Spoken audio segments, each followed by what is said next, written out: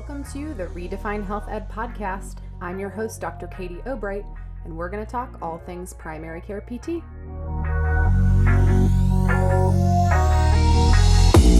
Hello, everybody. This is episode 9 of the primary care series of the Redefine Health Ed podcast. I'm your host, Dr. Katie Obright, and today we have a special episode. And I will introduce our two guests right now.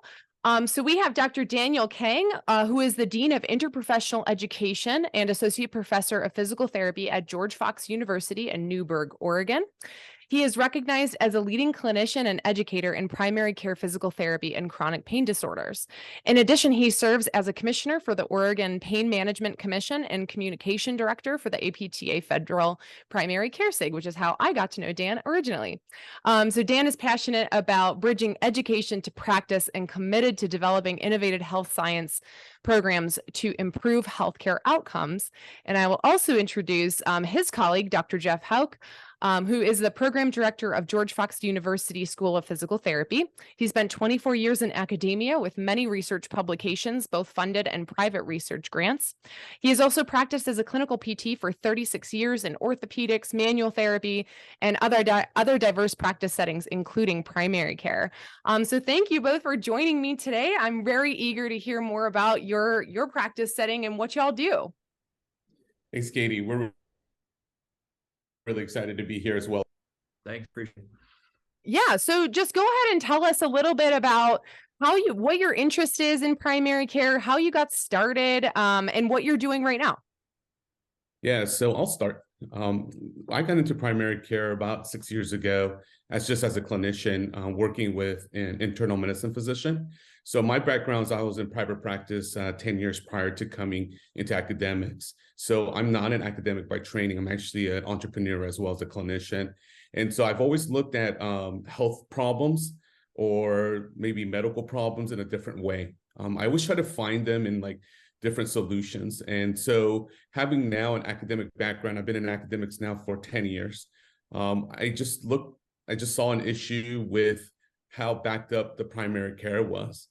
And so I asked an internal medicine colleague of ours if she ever saw musculoskeletal issues. And she says, I see them all the time. And so Jeff and I did a lit search with our other colleague, Tyler Cutterford, and we made a decision to implement primary care physical therapy outside of federal and also in a maybe rural setting. And so that was kind of the genesis of our program. Mm-hmm. So tell me a little bit about how you executed that from the start, because programs like yours are still not commonplace at all. So I'm curious to hear kind of how you got started and what the operation actually looks like.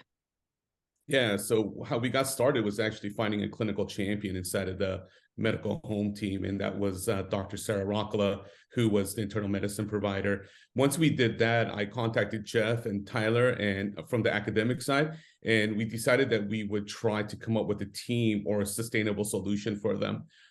This was really, really interesting, right? Because I think traditionally what people think that we would do is go in there and try to just, I don't know, get a job.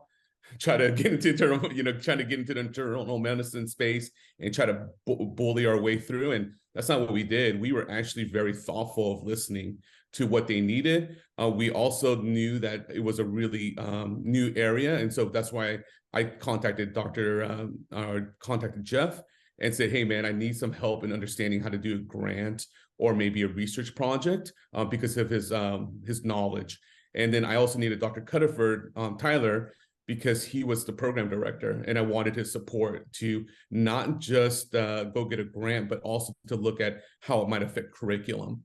Mm-hmm. And, Katie, that's kind of one of the things I wanted to share with you is the fact that, I think that one of the interesting things that Jeff and I bring is actually the curricular development of primary care for our students. I think that our SIG is doing such a great job.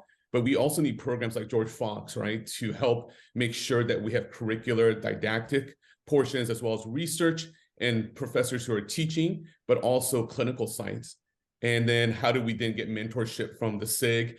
And then, as you know, the excitement of basically getting us to a certification so that we can have a specialty in our organization, the APTA. So I see this as like a pathway for students to know how to get the right education or the right program to get them to go through primary care as a student, and then get mentorship through our APTA primary care SIG. And then how do you sit for then, or go to a residency, or then go and sit for your certification? And so that's really one of the reasons why I wanted to speak with you today, because we have already, what do we have, Jeff?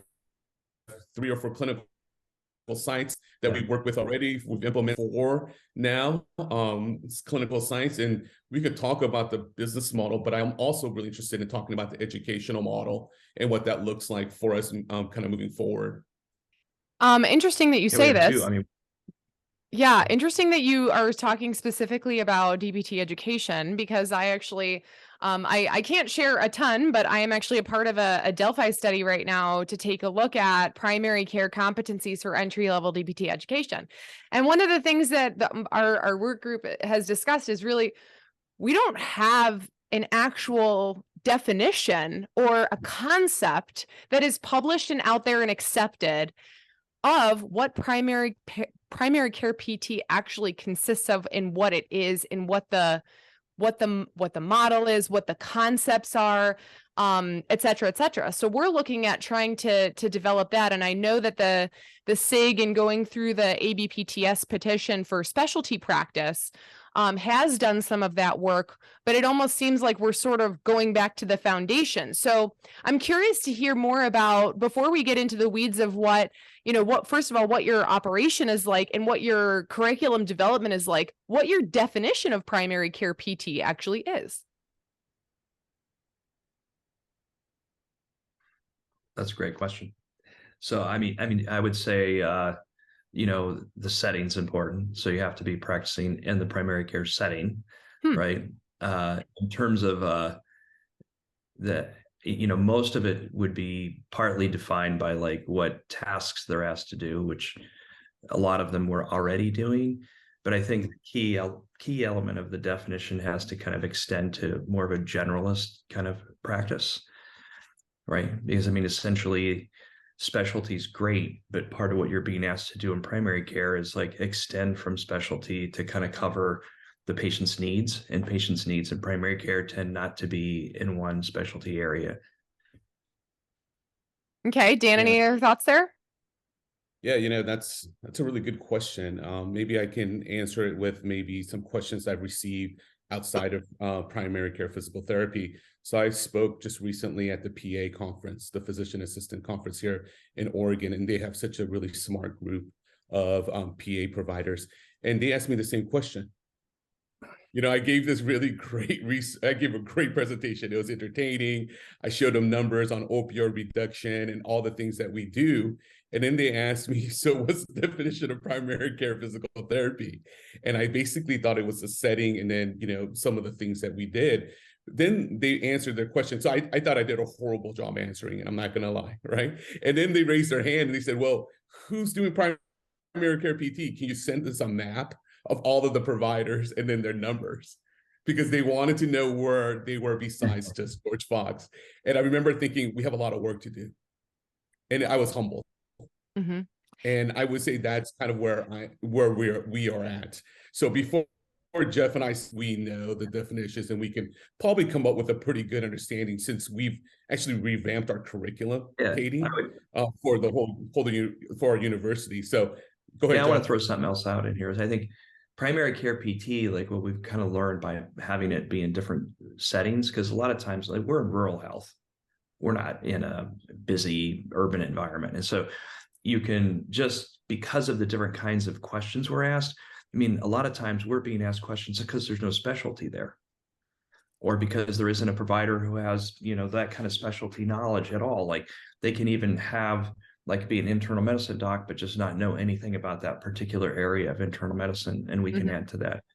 And so, but I can't imagine you'd run into the same thing like in downtown Minneapolis, where there's all kinds of specialty everywhere, and that gets accessed all the time. So, having one definition of a primary care PT or having it be as successful somewhere else is what we're experiencing in rural these kind of rural environments, because I mean, all the places we're implementing are rural. We've got Lebanon, Oregon, Newberg, Oregon, Walla Walla, Washington. Those are all really rural places with populations like around 20,000. Mm-hmm. And so, it's a long way for sick people to go, 30 or 40 miles to get specialty care. Mm-hmm. And then, that kind of thing. So it's like, I think it could be really, really different in other places. And we just graduated a student who's in Eastern Oregon with a county of less than 3,000 people, and he's working with 2 nurse practitioners. So the skills that you're going to need in these different environments are not going to all be the same, and the definition of what you do in practice won't all be the same either. Mm-hmm. Right. So, but it just really speaks to this kind of generalist training, and you embracing, the lack of specialty, or just, that you have to be accountable for your full license, training, Mm-hmm. really. Yeah, absolutely. Go ahead, Dan. And I would say, Katie. Yeah, so I think one of the things that's been interesting from the academic standpoint, and maybe trying to answer this, is one of the core classes, Katie, that's really helped me feel confident in what Jeff is talking about with someone who has a general understanding of musculoskeletal, but also general medicine, is that we have a pathophysiology class that was taught by myself and an internal medicine physician. And so what we did is we would take turns on looking at different systems in our body, and we would actually look at different pathologies and how a primary care provider would look at it, and then what a musculoskeletal expert would look at it. And I would say to you, we learned so much from just doing that. And then we were able to then go to his internal medicine, family medicine clinic with, I think, what they have, about 12 providers, Jeff. And we went in there, and what we did is we were able to practice. So we took the classroom's didactic, and then him and I practiced together in primary care. He was part of our grant. And then what happens, we were able to bring students into that mix as well too, and see what it looks like to have a generalist practice. And I think, this was a debate, wasn't it, in CSM a few years ago? Yeah. Should we be specialists or generalists? And I think that, who really wins in those debates, Katie? I mean, I don't know, right? I mean, it's like both had really great sides of like where the profession is going. But I think that we've spent a lot of focus on the specialties, right? I know that you have an orthopedic background. I also have a manual therapy background, an orthopedic background. But what I think is that the generalists also need an expertise beyond just maybe acute care setting, right? That they need something else. And I think that one of the complaints that I hear, or maybe one of the criticism, is like, isn't just what you're doing orthopedics in primary care? And I would say, oh no, that is not what we do. And so I think that when you start off with the definition, I appreciate that. But what I want to go back to is, but this is what we're doing. We're trying to define it. And I think the specialty group that we're working with, Evan, and the rest of the team in our SIG, right, is doing such a great job in moving this forward, in trying to understand what are the core curriculum, and then also what are the core values, and then also the skills that we're doing. And I know they're spending a lot of time trying to figure that out as well too. I'd like to punch on to that, because I think it's one of the difficulties in training has been getting the therapists to kind of feel like equals to the MDs, or not equals, that's kind of a little bit too much, but just feel like they're really part of the team. And I don't think it's too much. Well, it could be in some cases. I mean, it depends, right? So, but essentially, what it does is that they don't always feel entitled, or they're kind of timid about engaging, right? And they need to be more empowered. And if they feel like they need to be equals, that's great. But at the end of the day, the MD still has to make some of the final calls. And I think that's also clear, right? But I think that's really a different kind of nuance to try to train people.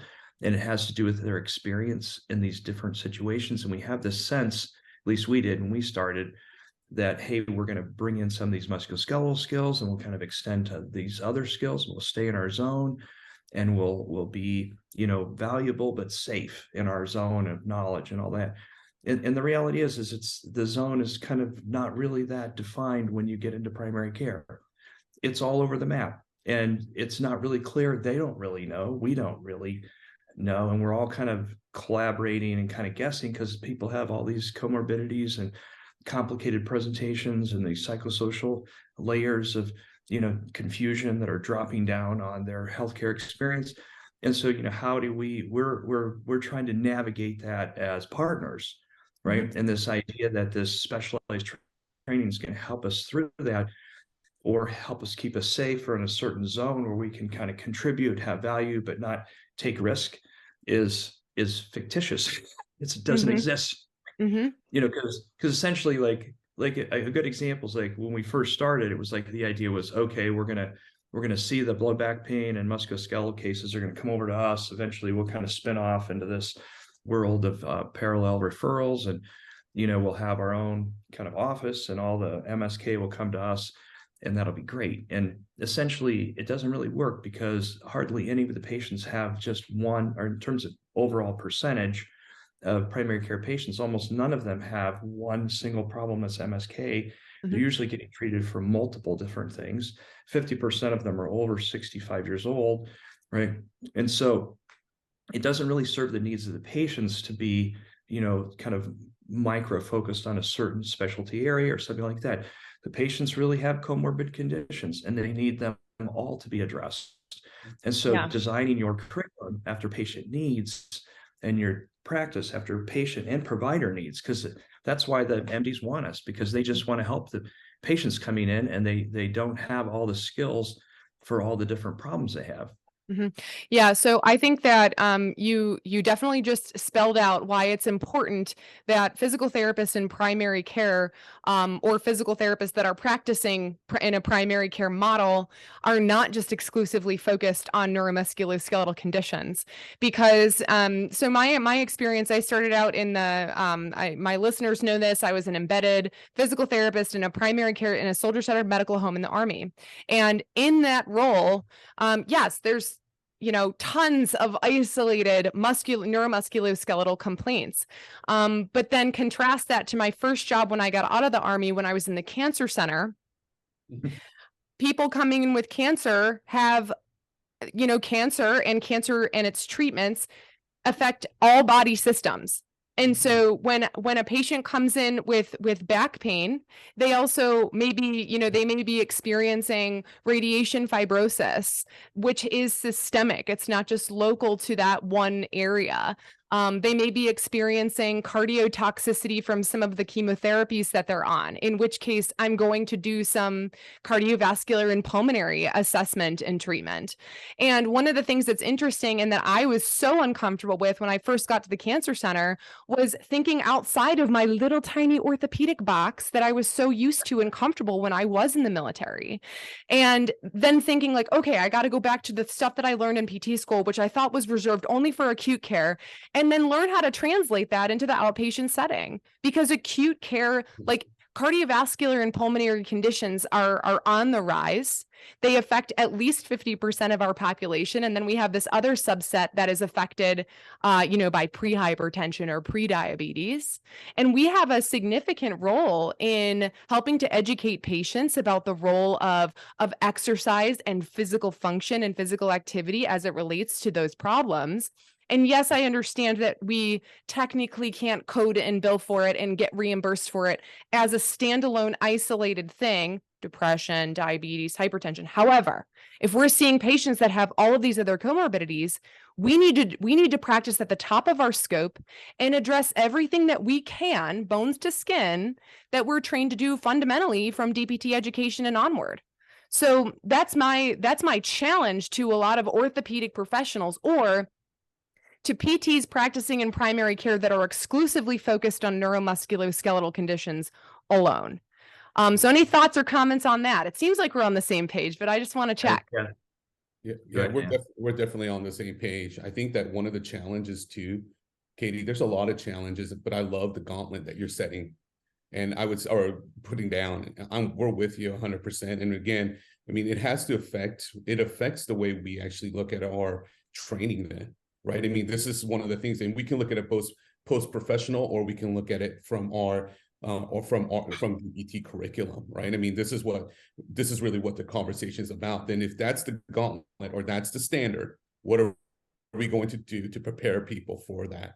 There's another side of it that maybe I can touch on for a minute. Is, one of the things that Jeff and I have really noticed since we've been in this space is also providers don't know that we can do those things. As you know, right, in the cancer, I mean, a lot of PTs don't even know that, really.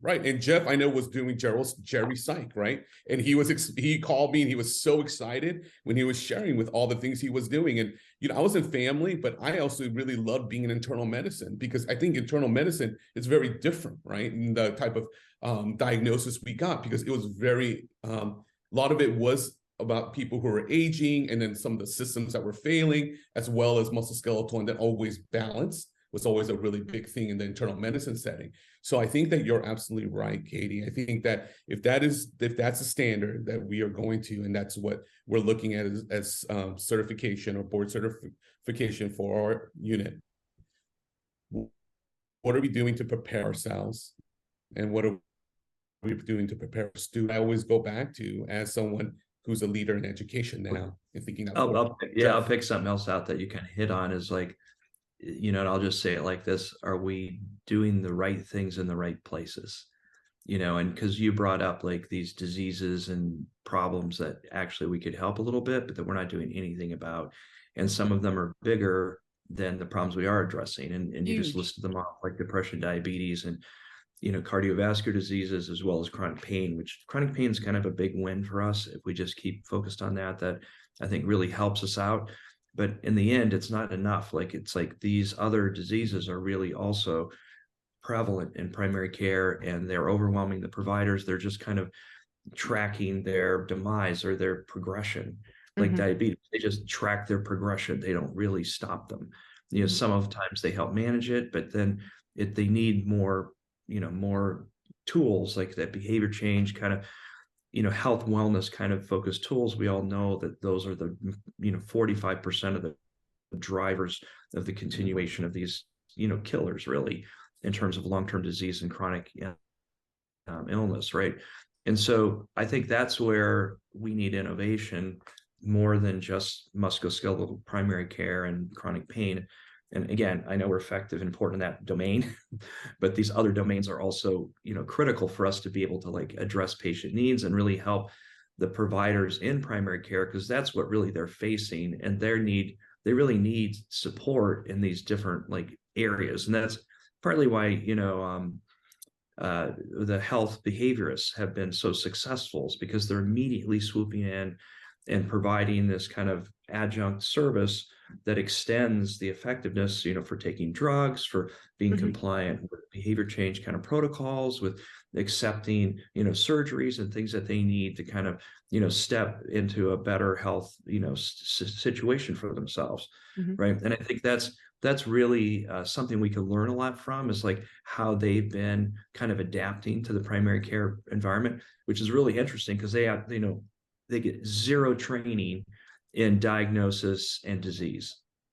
And here they are, helping manage all of these problems, right? And so why we should be afraid to kind of step in and kind of be more aggressive or innovative in primary care setting, right there with those patients that have these needs.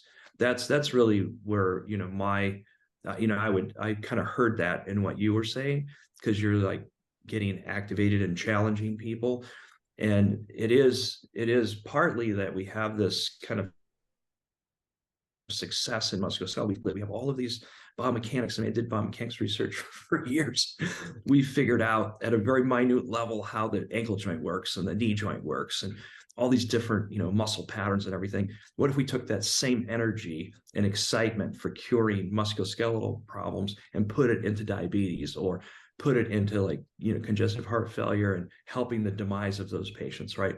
Because they really need better care at the end of their life too. And the primary care physicians are right there at the front line trying to help with that. And they don't have that many tools, right? And we could really step into those domains. Yeah, so I think it's really interesting to note the limitations in interventional strategies of various providers, right? So this is why I'm such a huge fan of team-based primary care, because the physicians have their bundle of wonderful diagnostic education and intervention by way of medication and education. But the primary care physicians and other providers that I have spoken to note that they have a very limited amount of time to address those things with patients. Not only limited time, but limited limited education on their own of doing like specific motivational interviewing and talking to patients about adherence and adherence strategies. And I just think what better if a physician is going to be recommending weight management for patients with obesity or for patients with hypertension or diabetes or all of these other conditions that are affected by obesity or higher weight, then what better professional to assist them in coming up with an exercise program for them than a physical therapist, because we can evaluate their cardiovascular and pulmonary, functional risk factors and kind of where they're at from a baseline, and then actually help them go through an exercise routine to see if they can manage their pre-diabetes or pre-hypertension without going on a medication. Like, that is going to be the biggest bang for your buck. And we are so underutilized in this space, and nobody's really looking at it. So I'm curious to hear a little bit more about how you've taken some of the stuff that you've learned from being integrated in primary care and working with other professionals into now your DPT education, and how you see this like going forward in the future. And you want to start? No, go ahead. You just So, reviewed all our curriculum. Well, what we just did is just finished a curricular revision where we created a course called Primary Care Physical Therapy, which integrates medical screening and diagnosis with imaging. And then that'll be taught really in an interdisciplinary way across, pediatrics, geriatrics, orthopedics, wonderful, and, cardiopulmonary probably. And then also we implemented a course called Person-Centered Care, which both of those together, because I think one of the things I think that's helping is this idea of just as soon as you get in the primary care environment, this psychosocial informed care that we've been kind of talking about and back pain, it really immediately becomes useful, because, really when people have 10 different problems, which I think the data that we had, like 50% of the patients said more than 4. I don't know, some huge number had 8, but it just was too many, right? And so, picking one is not, you can do it by biomedical diagnosis, you can do it by what the patient's priorities are. They're going to live with these problems, right? And so helping sort out, what's important to the patient will be the critical thing that drives the primary care provider and what kind of services that they're willing, or what kinds of they need to promote their drive to kind of improve themselves, right? So I think that's really, it might not seem like the most important thing, but I think it's at least 50% of the equation is these kind of background skills in biomedical diagnosis and things like this that are kind of our home and have been traditionally, we've been very, good with that and really forthcoming in diagnosis and value clinical tests and things like that. But combining those with really stepping back and doing social determinants, combined with person-centered care, I think that trifecta is really what's important. And we can get into some stories on that later. But the interaction and I think it's, again, it may be different, it may not be different, but in rural health, all 3 of those are important. The kinds of things you see that are related to social determinants are like every day. Mm-hmm. And it's just completely like unexpected. Like if you graduate without the kind of at least some impression of what the range of those possibilities are, you're going to be pretty naive stepping into practice. Yeah. 100%. Go ahead, Dan. Yeah.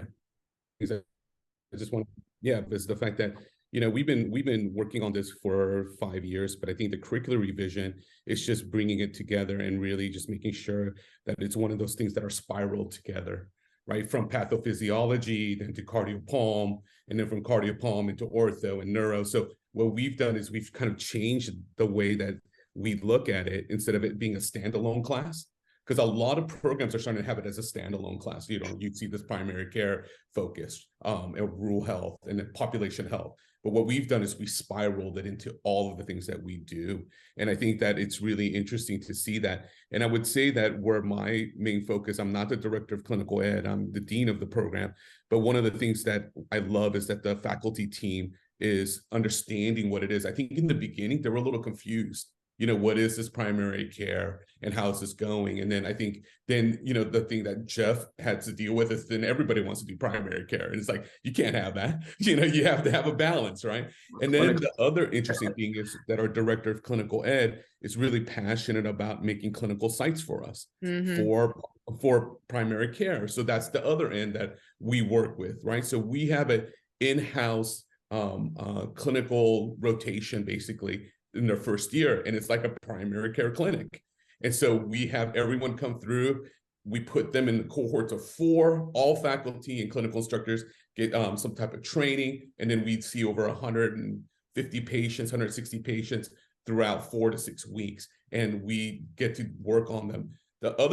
Work together. And then the other part is we really have great clinical partners who are doing primary care. And I would say without the clinical education part, Katie, I mean, how are we going to learn? So you've expressed this approach, right, of being able to be in cancer and to work with soldiers and being part of something. We need to be part of something.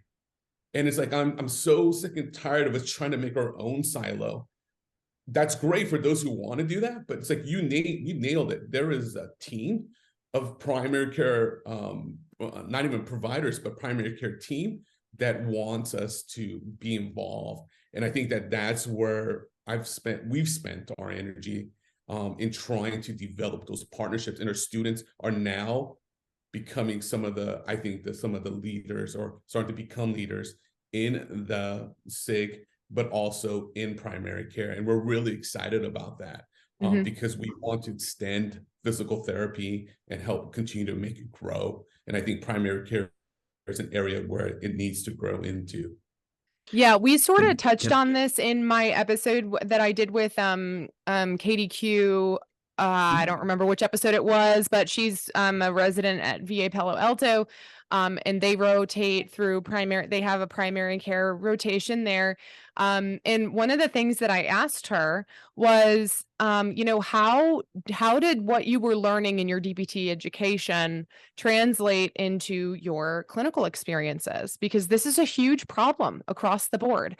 And this is a problem that I see where people, DPT students are learning excellent things in their programs, but then when they go off to their clinical rotations, they're learning how much insurance reimbursement and all of that is just driving care and limiting care, or, conceptually limiting care, because I don't think that it actually, there's just because I'm not getting paid for some education that I can provide to a patient on how weight management or how exercise can influence their knee pain, their hypertension, whatever it is. Just because I'm not getting paid for that one thing doesn't mean I can't be doing like a knee mobilization and talking to them about it at the same time. So I will never let insurance or any payer dictate the way that I'm going to conduct my practice.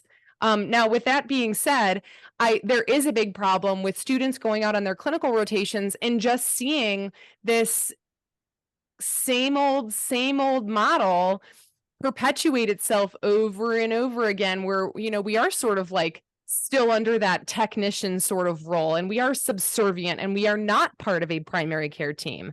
That boils my blood. And I'm very, very happy to hear that your director, your DCE has figured out good working relationships. So what are your comments on that? DPT students are learning the right way, but then sometimes they go out on their clinicals, or they get a job in the real world, and the model of practice is just like basically going back to square one. So comments on that. Well, I comment that that's a perpetual problem. It's always been there.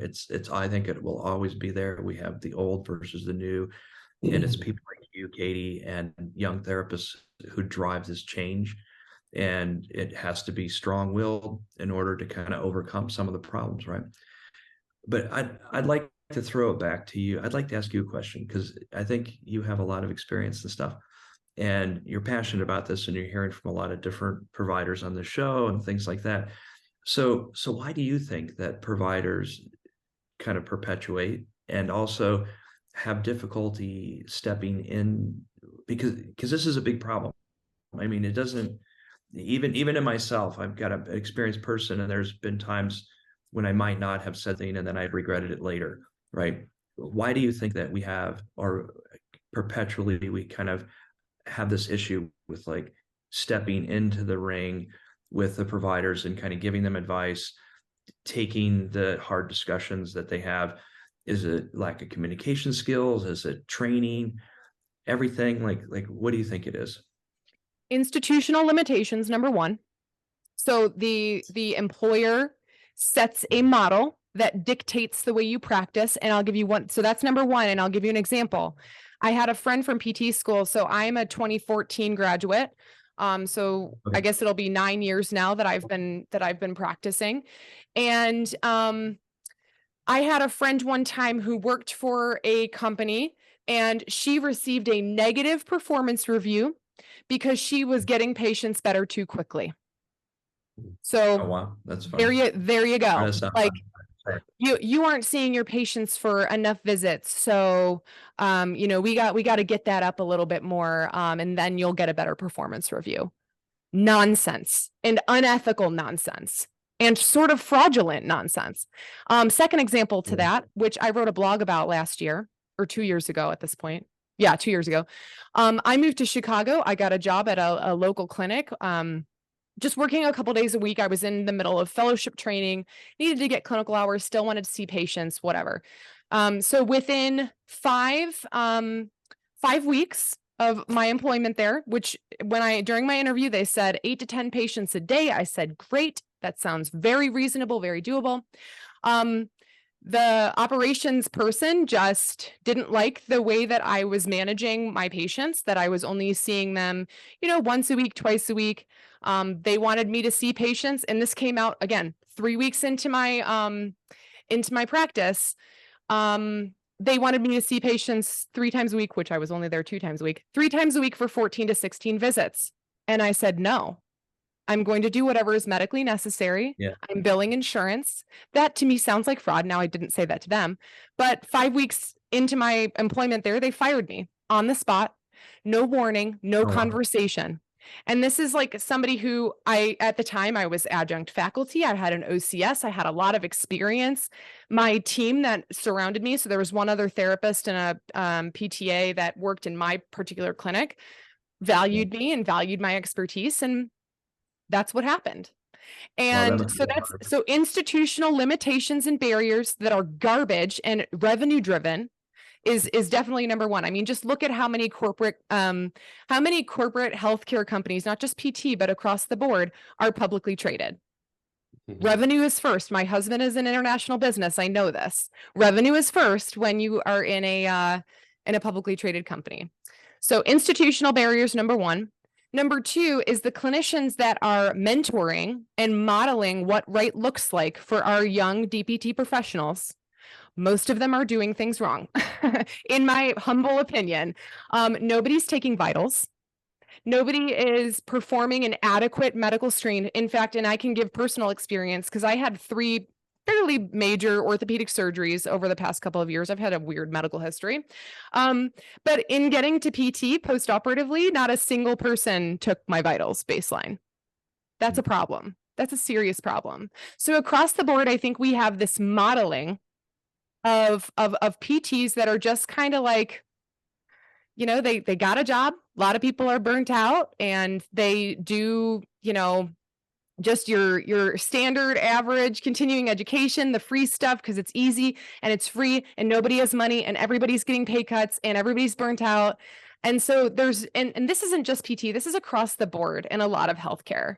So institutional barriers, revenue, and burnout / poor modeling by other clinicians. Those are my 3 things that I think are major problems in the way that we're practicing and are going to limit our direction moving into primary care. That's good. Sorry if that was too much. That's what you get for asking me a question. I'm interested. I really genuinely appreciate your answer, and you were really candid about, the job difficulties, which is hard. That could not have been easy at all, and it caused me to withdraw from my fellowship, and because you need 1,000 hours of patient care in order to complete a fellowship. And I, prior to that, had my own cash practice where I was seeing probably like between 15 to 25 patients a week. And even with that, like I wasn't going to see the volume of patients that I needed to complete my fellowship in the time that it was required. So I had to withdraw, and I didn't want to do that. Right. Well, I mean, I have a lot of empathy for that, and I really appreciate, just your story, because it was very relatable to me. Like the one part about, the revenue thing, it seems like, without getting into it too much here, because that could totally spiral out of control. into a weird direction, but it's been really clear how much, I'd been really academic up until primary care pretty much. And then that kind of flipped me back into, kind of service research and actually practicing more and trying to get this, this change in practice to kind of be implemented. And primary care is really part of it, but then the psychosocial implementation too, because it's such a strong need, and you could see it's not really present in the practicing providers, and especially in primary care. But the issue was that greed just trumped everything. Like nothing can go forward without all these different things. And your examples are spot on, but it was really across the board and all kinds of different things, not just us. And we could see how much the MDs really have to fight against it just to kind of keep things on track. But so I mean, it resonates with me. And I think the one area I kind of, now if I can switch back to like reality, what we can change, without burning the system down, is the modeling, right? Because I think that's really been building. And I think I did want to throw out that we're gonna, we've been on this program have been building community now around primary care PT since about 2018, 2017. And I think we're going to have our 4th or 5th some kind of conference this May here in Oregon. And I think, we'd like to invite you, Katie, and anybody else who wants to come. May 19th and 20th is the save the date. And we'll be, circulating a flyer on that. But the real reason I bring it up is because, this stuff starts it's like blowing on an ember, it's just an ember, and you have to blow really hard and feed it, right? So we had this is our 4th one, and our first 2, conferences, there's only like us and some, maybe people who might be interested, because we had done it. And I know other people are doing it, but we only had enough resources to just create our small community. And then essentially this will be the 4th, or I think it could even be more, but we're just having it. I think this time, the federal section people were kind of connected in there. And so we're inviting them. And then also there's like a couple more people in Oregon who want to start up. And so I think every time you get one person, so I think to me, we pulled the string on, starting it because there's just 2 more people that might convert. So see, that makes us 4 in Oregon that are pretty strong partners. So see, from there, you now have models. We now have really good models. And I think that grew from our place not our place, but our graduate that's in Walla Walla, CJ has done CJ Zeta. Yeah. Yep. He's done an amazing job. He's a great spokesperson for this community, trying to do primary care, PT, and just balancing it with all the needs of Walla Walla. And so, I mean, he's amazing. And so I think, it's blowing on an ember, and I think this is a good start. How did I not know about this? Is it a conference that you do? We're just cooking it up, right? It's like Bob Long, Robert Long from Lebanon, and Dan and I have been talking about it, and so we haven't told you yet. So surprise. I know we're doing one. I know we're doing one too. But this is a little different. And so one of the things I'll share with you that we've been doing that you'll love, Katie, is that we invite the providers. So last year when we did it, we had, we we had a really great speakers come out, and it was a blend between all the providers, from psychologists to NPs to PAs to provider physicians, PTs, and so we invite people in the area.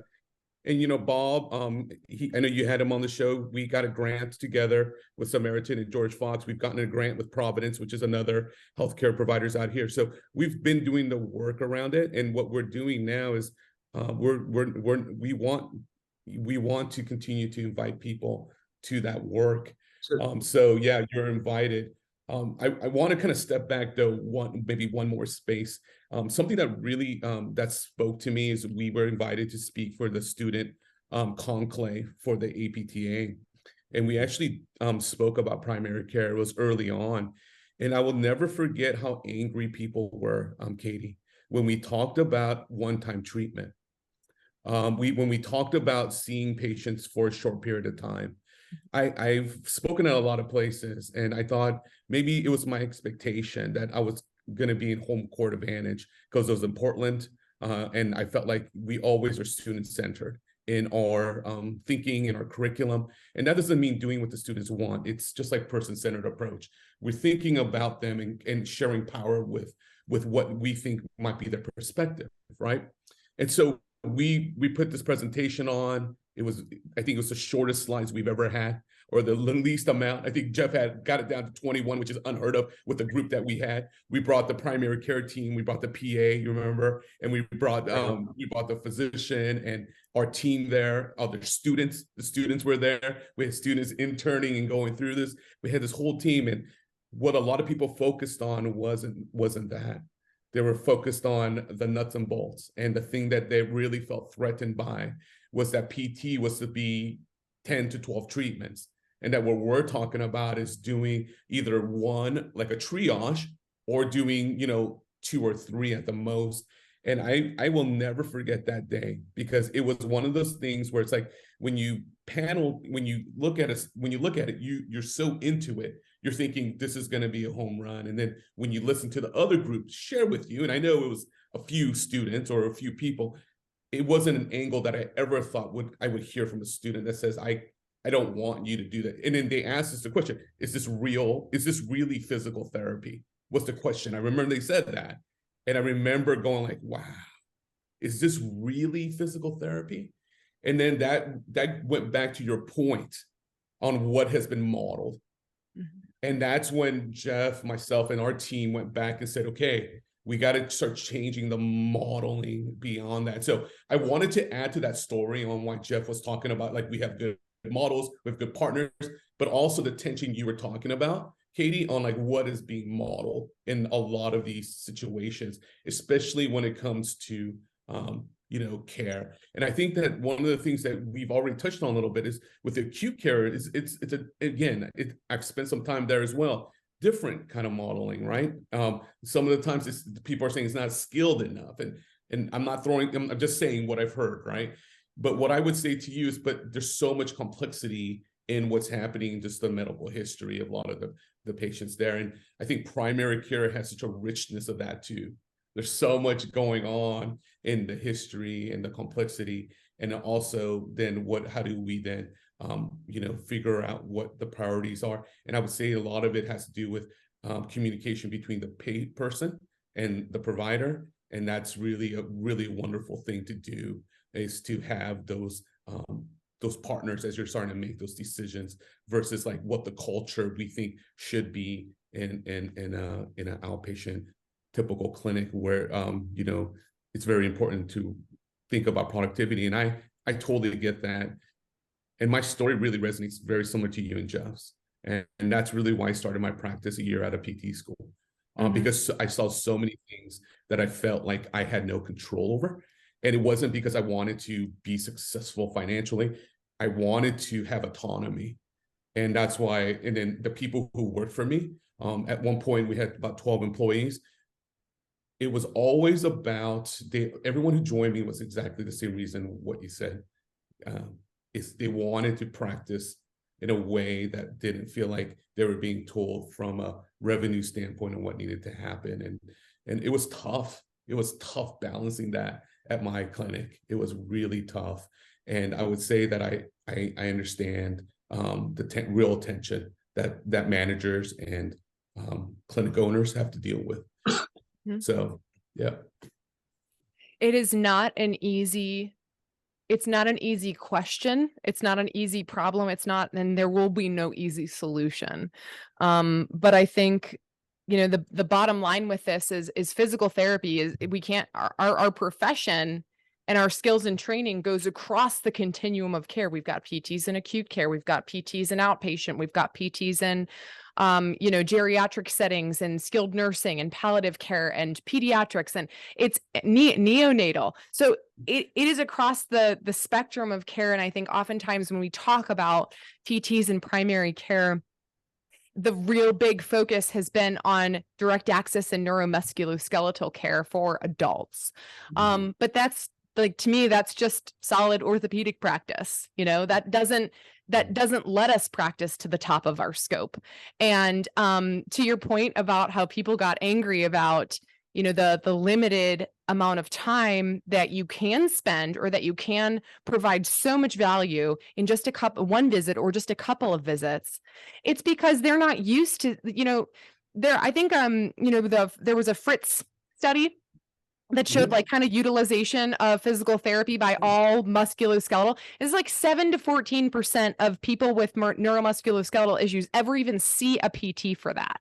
It's because, so like, these outpatient clinics are only getting 7 to 14% of all of the neuromusculoskeletal conditions, or, you know, any functional conditions that are out there. So if we reposition ourselves into primary care, we're going to be exposed to a lot more of that. And a lot more of that probably needs just a little bit of education, a little bit of reassurance, or maybe, you know, maybe the primary care physician, you know, kind of sees things one way and from one lens, and then they bring us in to ask our opinion on it. And we were like, oh, well, I'm actually really concerned about that. Maybe that patient needs some imaging, or have you thought about ordering these labs or doing this and that? That's the kind of relationship that I've been able, and that other, you know, therapists that work in primary care have been able to establish with their primary care physicians and medical colleagues. And if we just put ourselves in that position, if you expect to see all of the patients that you're going to see in primary care for 10 to 12 to 14 visits, forget it. You're not going to be successful, and you're not going to be doing the patient, providing valuable care.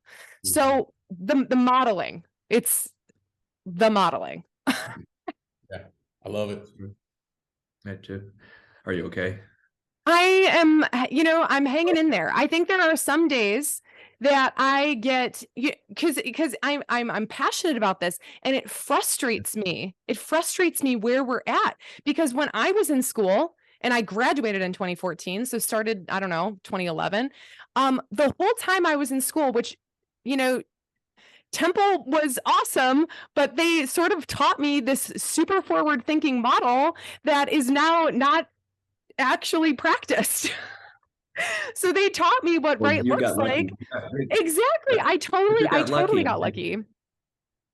But it's frustrating. I mean, because I think we struggle with some of our graduates too, or many of our graduates. They're struggling with how to find, you know, clinics that kind of endorse, you know, similar thought process. Because even if it's not in primary care, you still have the same thought processes of, you know, kind of not over treating and, you know, trying to extend to more, you know, significant healthcare problems and most MSK, and, you know, all of those themes kind of resonate across the, you know, conditions, medical conditions, not just primary care. But, you know, I really appreciate, you know, what you're talking about, because I think information's not that easy most of the time, and we all are trying to get there. And, you know, 2010 kind of represents, you know, 2010 to 2015 represents these huge shifts in practice with neuroscience pain education coming in and things like that. So I mean, your faculty seemed like they were really forward thinking and seeing these changes coming, and but, you know, they can't make the changes, right? People, like individual therapists, have to make the changes. And I think, you know, the role of you know, institutions like ours are like not just training people, but also living out those changes with the graduates. And I think that's where we're really trying to do the modeling like you're talking about. And it's an everyday battle, like finding partners, finding people who want to convert, you know, trying to create community and trying to get everybody involved in kind of developing those models. Because the other thing is it's scary to do something new. And what you're talking about and what we were proposing at the conclave, people are like, this is shocking. How can we actually do that? Right. And, it's like, well, you just do it and, see what happens. And if you get access to, we only have access to 20, like you said, 15 to 20% of people we could help, we see, now if we could get access to 20 more percent or, 40 more percent, what would that look like? And how can we actually service them if we're treating everybody 12 times? Well, that's not going to work out because there's not enough of us now all of a sudden. Right. Mm-hmm. And so, those kinds of things, I think, are important questions. So I support you. How's that? Yeah, we support you. I think the other part from an academic standpoint or from an educational standpoint is that, and we're just maybe spend a few seconds or a few minutes on this, is that, we are doing research around it. Scholarship's a really big part of being in academics, and it really helps inform our teaching. And I think that's one of the things that we really have the luxury of that a lot of groups don't have, right? We have partners right now that we're collecting data and doing those things. And we've been doing that for the last 4 or 5 years. And so it's really great to have a team. I also want to acknowledge Ryan Jacobson. He's our partner and assistant program director. He's actually right now preparing to launch pediatrics primary care. So when you tell Katie, yeah, I know. And so he's working on he's been doing this him and I have been working on this for 3 or 4 years, but it's really his, right? I mean, I just go along because, I'm the guy that has some experience, but he's running it. It's his passion. He's a pediatric certified specialist. He's been in this space for a long time, and he's figuring out partners as well too. And, the first thing that people are usually interested with working with a university like George Fox is the fact that we are going to do research. And that's why we get the grant. It's not just because that we're servicing somebody, right? It's because there's data and research that's happening. And I would say that going back to population health, how many people are we seeing? And, I just looked at the numbers recently because I gave another presentation to psychologists in primary care. And, the nurse practitioners use us. The PAs use us almost 30% of the time. And the lowest amount of people who use us are the residents, because they want to perform the task and evaluation. And they were like almost at 18 to 20%. And then we have like internal medicine and family, and then nurse practitioners are in between. And I would say, if you think about that, we're being utilized on average like 24% of the time no matter what comes through that door in primary care. Right. And I would say that is a wonderful, wonderful way to be cared for and to do work together. I think about that and I say that's really, I think, one of the promising things is the fact that when we get in there, the providers sense that. And then we feel the same way that we're part of this primary care team moving forward. And so I'm excited about your passion, and I'm excited about our passion and the modeling, but I'm also excited about the research that's coming out of these grants. Without that, I don't think that, the sustainability part is going to be really, really tough. As you know, as healthcare's dollars are being spent other places, I think that we have to continue to drive the research to show that it is almost a blend. Like, it's almost a blend between like public health, population health, and physical therapy and value-based care. I mean, it's all of these things, right? And I think those are all like, I was thinking about our time together, and I didn't want to throw these things out because it sounds almost like bubble gummy, it's like just popping things out. But I just wanted to make sure that people understand it's like, it's a blend of those. And those are all things that are being highly funded right now. Mm-hmm. And I think that we recognize that as well too, not to just get funded, but because the research is so needed in this area of primary care physical therapy, but also like direct access and what does that all mean, right? Mm-hmm. When it comes to doing population and trying to see as many people we can versus waiting for them to come, because that's 10% if we're even lucky, right, of people who are coming to see us. Well, I am so thrilled to hear about the fact that you have all of this research that is ongoing, and I'm definitely eager to hear more about it and about more of the results, which is why So I didn't know about what you guys were doing for, primary care symposium or whatever, but the APTA Federal actually just gave a blessing on going ahead with the first annual APTA Primary Care SIG, Yes. Primary Care PT Summit and Think Tank, which will be September 30th in Waco, Texas at Baylor University. So September 30th, 2023, we're talking about. And I actually would love to have y'all do a clinical topic on research, important aspects of research. If you're allowed to share at this point, depending on, kind of where you're at in your data collection and stuff, if you're allowed to share some of like the preliminary data or where you think the research should be headed, because the people that will be at this summit and think tank are the people who are potentially going to be driving the research methods nationally. And I just want to be very clear that while the primary care SIG is under APTA Federal, historically makes sense now, a little different. So if this is not just for individuals that are working in, the Department of Defense or the VA. This is primary care, and actually, like I think the majority of our SIG is people who are practicing in non-federal entities. So we'd love to have you there if you're interested, available, willing. Sounds great.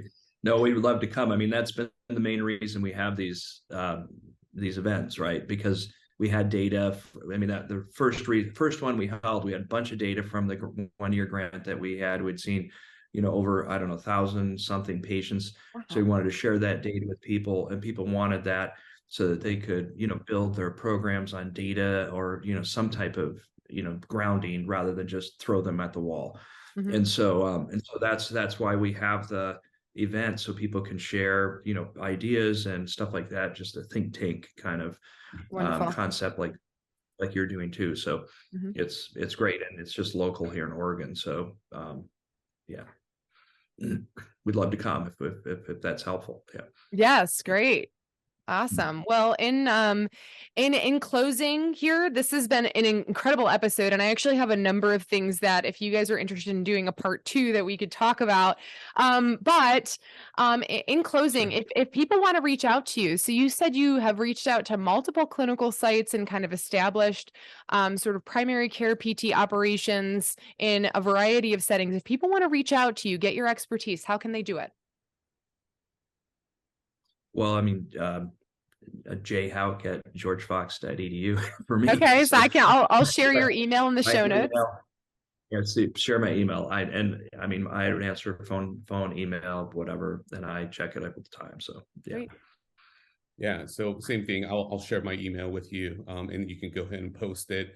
The other thing that Jeff and I are really interested in, we do have an internal medicine colleague, Dr. Kevin Sellers, who's a spokesperson really, and an adjunct lecturer for the department. Fantastic. Also is on the reserves and has supported that for many years.